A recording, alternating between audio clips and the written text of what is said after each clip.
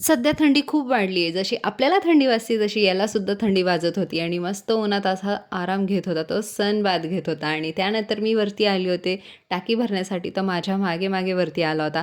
मी त्याला जास्त करून खाली सोडत नाही, कारण की कुत्रे पण खूप असतात खाली. सो जास्त करून त्याला मी वरतीच पाठवत असते आणि त्याला पण दिवसभर कंटाळा येतो घरात, तर मग येतो माझ्या मागे-मागे वरती आणि झाडांना असं पाणी घालून घेतलं होतं.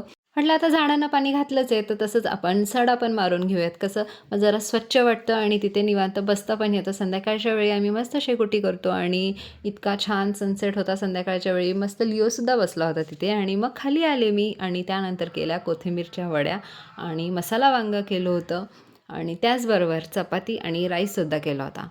आरू तायक्वॉन्दोच्या क्लासवरून आली आणि ती मला दाखवत होती, "आई माझी केक बघ किती वर जाते." आणि तिची प्रगती बघून मला खरंच अभिमान वाटत होता, की चला मला तिला खूप जास्त स्ट्राँग बनवायचं आहे, कारण की ती खूप हळवी आहे. सो मी खूप प्रयत्न करते तिने स्ट्राँग व्हावं.